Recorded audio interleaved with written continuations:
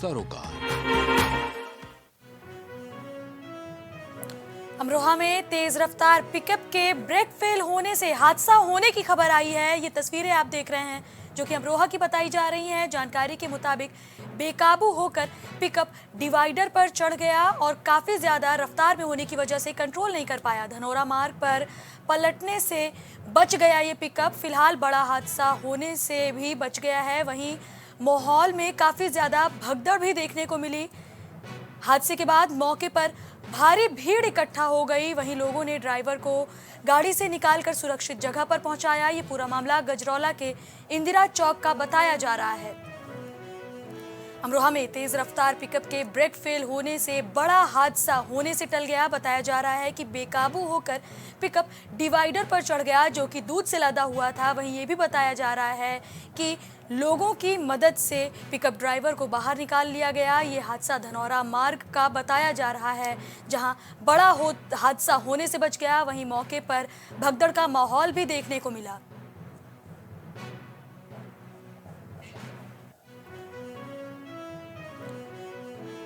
ज्ञानवापी के व्यास तहखाने में पूजा का मामला लगातार चर्चा में बना हुआ है। आपको बता दें, इलाहाबाद हाईकोर्ट में चल रही सुनवाई पूरी हो गई है जिसका इंतजार दोनों पक्ष कर रहे हैं। सुनवाई के बाद हाईकोर्ट ने फैसला सुरक्षित रख लिया है और कभी भी मामले में फैसला सामने आ सकता है। उम्मीद जताई जा रही है कि अगले हफ्ते तक अदालत का फैसला जनता के सामने होगा।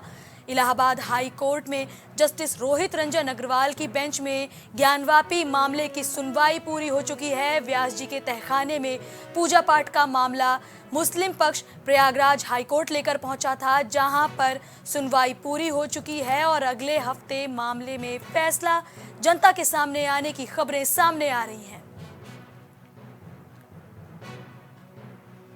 दोनों पक्षों को इस अहम और बड़े फैसले का काफी ज्यादा इंतजार है।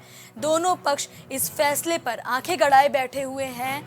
आपको बता दें, इलाहाबाद हाई कोर्ट में जस्टिस रोहित रंजन अग्रवाल की बेंच में ज्ञानवापी में मौजूद व्यास तहखाने की पूजा पाठ का मामला पूरा हुआ और कोर्ट ने फैसला सुरक्षित रख लिया है। खबर से जुड़ी अपडेट लेकर पवन हमारे साथ जुड़ रहे हैं। पवन, जिस तरह से आज सुनवाई पूरी हुई है, किस तरह की उम्मीदें जताई जा रही हैं? क्या कुछ फैसला निकलकर सामने आ सकता है? बिल्कुल किरण, देखिए, इलाहाबाद हाई कोर्ट में मस्जिद कमेटी द्वारा दाखिल की गई याचिका पर जस्टिस रोहित रंजन अग्रवाल की सिंगल बेंच में मामले की सुनवाई चल रही थी। दोनों पक्षों की दलीलें सुनने के बाद कोर्ट ने अपना फैसला सुरक्षित कर लिया है। अब अगली तारीख पर कोर्ट अपना फैसला सुनाएगी।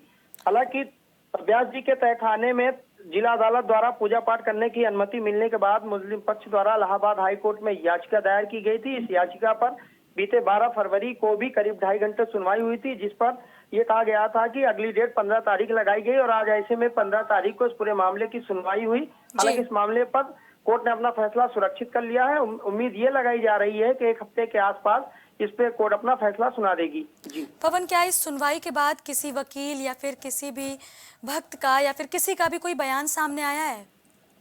देखिए किरण, इस पूरे मामले को लेकर चूंकि जब हाईकोर्ट में किसी तरह के मामले का और इस तरह के बड़े मामले की जब सुनवाई होती है तो इस पर किसी तरीके के आधिकारिक बयान सामने नहीं आते हैं।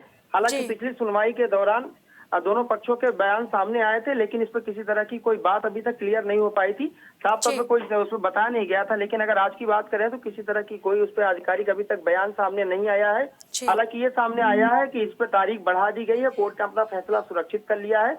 अब देखिए कितने दिनों में किस तरीके से कोर्ट अपना फैसला सुनाएगी, ये महत्वपूर्ण होगा, क्योंकि पूरे देश की निगाहें और देश के पूरे लोगों की निगाहें, दोनों पक्षों की निगाहें इस कोर्ट के इस फैसले पर टिकी हुई हैं। जी, इस खबर पर हमारे साथ जुड़ने के लिए आपका धन्यवाद पवन। सहारनपुर में चोरों ने आतंक मचा रखा है। सहारनपुर की जनता चोरों के तांडव से काफी ज्यादा परेशान है। बताया जा रहा है कि दर्जनों किसानों के ट्यूबवेल से जुड़ा हुआ इक्विपमेंट लगातार चोरी हो रहा है। इन चोरों ने किसानों को अपना निशाना बनाना शुरू कर दिया है। घटना को लेकर किसान काफी ज्यादा नाराज हैं। ये तस्वीरें आप देख रहे हैं जहां किसानों के ट्यूबवेल से जुड़े हुए उपकरण धीरे धीरे गायब होते जा रहे हैं।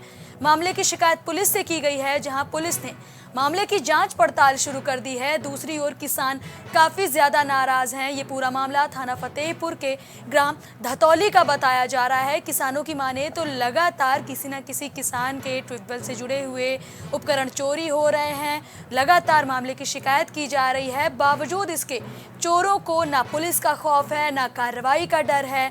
लगातार चोर घटना को अंजाम दे रहे हैं। दर्जनों किसानों के ट्यूबवेल उपकरण चोरी हुए हैं, जिसके बाद किसान काफी ज्यादा परेशान हैं।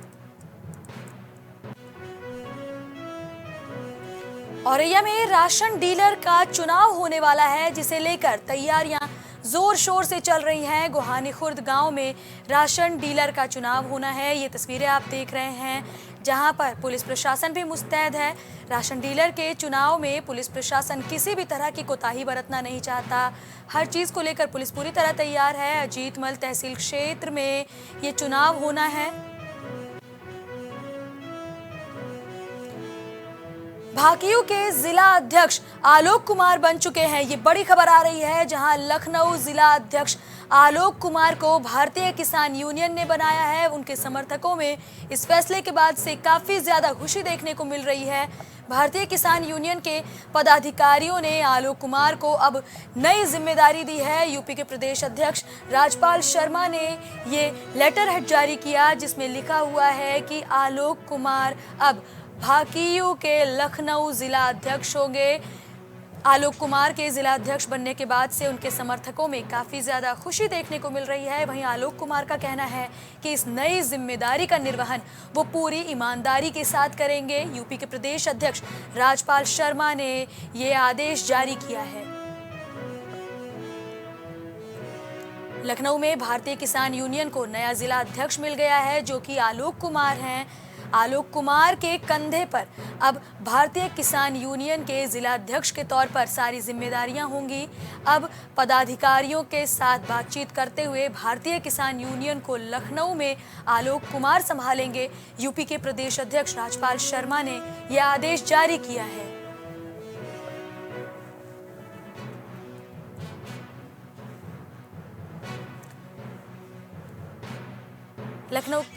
लखनऊ के जिला अध्यक्ष अब आलोक कुमार हैं। खबर ज्यादा जानकारी लेकर हमारे सहयोगी कलीम हमारे साथ जुड़ रहे हैं। कलीम, क्या पहले से ही इस तरह का कोई अंदेशा लगाया जा रहा था कि जल्द ही लखनऊ को नया भाकियू अध्यक्ष मिल जाएगा? देखिए, जिस तरीके से अगर बात की जाए भाकियू के जिला अध्यक्ष जो आलोक कुमार बने, क्योंकि इससे पहले अगर भारतीय किसान यूनियन की बात की जाए, पदाधिकारियों की जो अलग अलग जो जिम्मेदारियां तय होनी थी, उन जिम्मेदारियों को लेकर के कई बार बैठक भी की गई थी। क्योंकि किसानों के अगर मुद्दों को लेकर के बात की जाए तो किसानों के मुद्दे उठाने को लेकर के भी कई बार चर्चा हुई थी, लेकिन उन मुद्दों पर किसी तरह का कोई भी निष्कर्ष नहीं निकल रहा था। लेकिन अगर किसानों के मुद्दों की बात की जाए तो उन मुद्दों को लेकर के एक बार फिर से जो भारतीय किसान यूनियन के जिला अध्यक्ष के रूप में जो आलोक कुमार को जो जिम्मेदारी दी गई है, उन जिम्मेदारियों को लेकर के साफ तौर पर कहा जा रहा है कि वो किसानों के जो मुद्दे हैं वो सरकार तक पहुंचाने का काम करेंगे और उन मुद्दों पर पूरी तरीके से अमल भी होगा। जो किसानों के अगर बात की जाए अनाज को लेकर के, खाद को लेकर के जो उन तक पहुंचता है, उनसे एक मोटी रकम वसूली जाती है, उन सभी मुद्दों को लेकर के उठाने का जो काम होगा वो आलोक कुमार के द्वारा किया जाएगा। फिलहाल आलोक कुमार को जिस तरह से एक बड़ी जिम्मेदारी दी गई है, वो जिम्मेदारी आखिर आने वाले समय में किस तरीके से होगा या इस बार एक बार फिर से बैठक होगी, उस पर विचार होगा, ये आने वाला समय बताएगा। जी कलीम, क्या फिलहाल आलोक की ओर से ये जिम्मेदारी मिलने के बाद कोई भी बयान सामने आया है?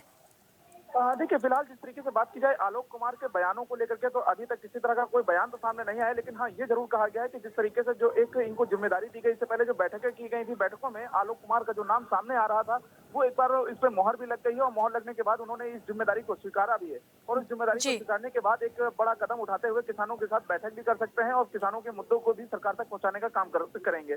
जी कलीम, क्या प्रदेश के किसी और जिले में भी इस तरह का बदलाव देखने को मिल सकता है? क्या किसी और नए जिले को भी नया अध्यक्ष मिलने की कोई उम्मीदें हैं क्या? देखिए, जिस तरीके से अगर बात की जाए किसानों के मुद्दों पर अलग अलग जिलों की अगर बात की जाए, क्योंकि अभी तो किसानों का मुद्दा जो है वो एक आंदोलन की ओर बढ़ रहा है, क्योंकि ये जो आंदोलन है ये दिल्ली की तरफ फिलहाल अभी कूच कर रहा है और उस कूच के बाद कहीं ना कहीं ये जरूर कहा जाता है कि जो किसानों के जो नेता है, वो जो अध्यक्ष है, उन सभी मामलों को लेकर के कहीं ना कहीं बैठक होगी जो सरकार तक उनके ये आवाज पहुंचाने का काम करते हैं। फिलहाल अभी किस तरीके से आलोक कुमार की अगर बात की जाए जो जिला अध्यक्ष बनाए गए, लेकिन अदर जिलों की अगर बात की जाए तो वहां भी कहीं ना कहीं ये बैठक हो चुकी है और बैठक के बाद अभी किसी तरह का कोई निर्णय नहीं आया है। जी, ये जानकारी हमारे दर्शकों तक पहुंचाने के लिए आपका धन्यवाद कलीम।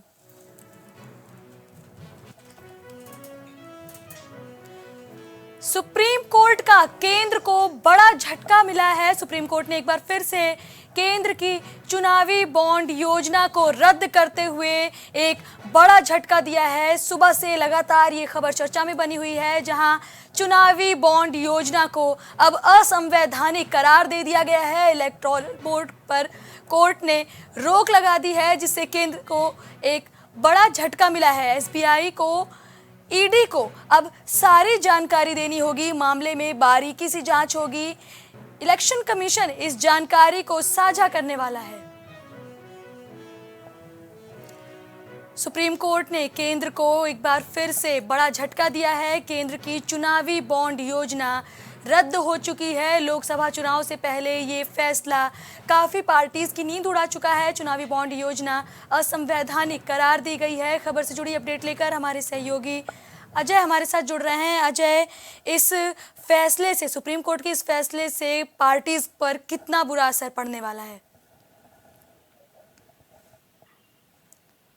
जी, आपको बता दें कि आज संविधान पीठ में मुख्य न्यायाधीश जस्टिस डी.वाई. चंद्रचूड़ और justice Sanjiv Khanna, justice B R. Gavai और जस्टिस जे.बी. पार्थिवाल की और जस्टिस मनोज मिश्रा की 5 खंडों की पीठ ने ये फैसला सुनाया और उन्होंने कहा कि चुनावी बांड योजना को सीधे एक तरह से रद्द कर दिया है और चुनावी बांड योजना जो असंवैधानिक करार दिया है और जिससे केंद्र को एक बड़ा झटका लगा। उनका सीधा सा ये कहना है, इलेक्टोरल बॉन्ड जो है इसे कोर्ट ने रोक लगा दी और एसबीआई को जानकारी देने की बात कही। उनका सीधा सा ये कहना कि 12 अप्रैल 2019 से जो भी इलेक्टोरल बॉन्ड उसको सार्वजनिक करना होगा और सीजीआई ने यह भी जानकारी दी है कि उनको ईसी को ये जानकारी देनी होगी और इसी इस जानकारी को साझा करेगा। और सबसे बड़ी बात जो निकल के आ रही, स्टेट बैंक ऑफ इंडिया को 6 माह तक इलेक्टोरल बॉन्ड की सभी जानकारी इलेक्शन कमीशन को देनी होगी और स्टेट बैंक ऑफ इंडिया इसको इलेक्टोरल बॉन्ड को पूरी जानकारी मिलने के 1 हफ्ते के बाद इलेक्शन कमीशन को अपनी वेबसाइट पर पब्लिश करनी होगी। जी, ये जानकारी हमारे दर्शकों तक पहुंचाने के लिए आपका धन्यवाद अजय।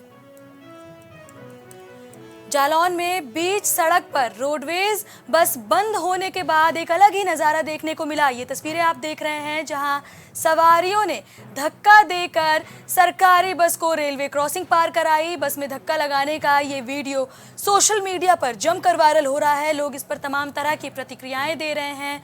पूरा मामला जालौन के आटा रेलवे क्रॉसिंग का बताया जा रहा है, जहां अचानक ही सरकारी बस चलना बंद हो गई और इसके बाद सवारी नीचे उतरे और सरकारी बस को धक्का देते हुए रेलवे क्रॉसिंग पार कराया। बताया जा रहा है कि बस में तमाम बुजुर्ग, महिला और बच्चे सवार थे और बस बंद होने के बाद इन सभी को काफ़ी ज़्यादा मुश्किलों का सामना करना पड़ा। ये वीडियो किसी ने अपने फ़ोन में रिकॉर्ड कर लिया और फिर इसे सोशल मीडिया पर पोस्ट कर दिया, जिस पर जमकर लोगों के रिएक्शंस आ रहे हैं। लखनऊ में बुजुर्ग महिला को कुत्तों ने निशाना बना लिया। पूरी राजधानी आवारा कुत्तों के आतंक से परेशान है। लोगों का आरोप है कि शिकायत के बावजूद इस मामले में अधिकारी संज्ञान नहीं ले रहे हैं। कुत्तों के काटने की वजह से बुजुर्ग बुरी तरह घायल हुई है, जिनका इलाज चल रहा है। आपको बता दें, ये पूरा मामला अलीगंज क्षेत्र के चौधरी टोला का बताया जा रहा है। लोगों की माने तो उन्होंने कई बार मामले की शिकायत की थी, बावजूद इसके इस मामले पर संज्ञान नहीं लिया गया, जिसका खामियाजा एक बुजुर्ग को भरना पड़ा।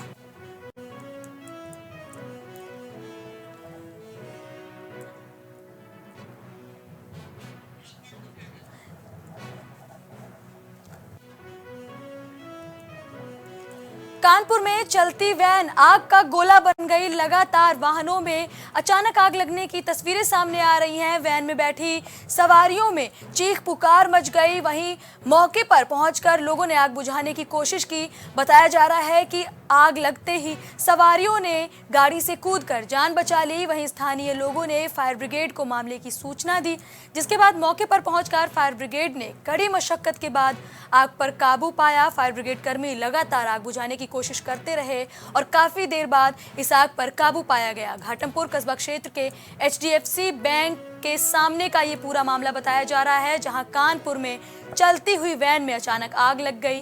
कार में कई लोग सवार थे, जो अचानक ही चिल्लाने लगे और मौके पर लोगों ने पहुंचकर तुरंत मामले की जानकारी फायर ब्रिगेड को दी। सवारियों ने वैन से कूदकर अपनी जान बचा ली, लेकिन कार इस दौरान पूरी तरह जलकर राख हो गई।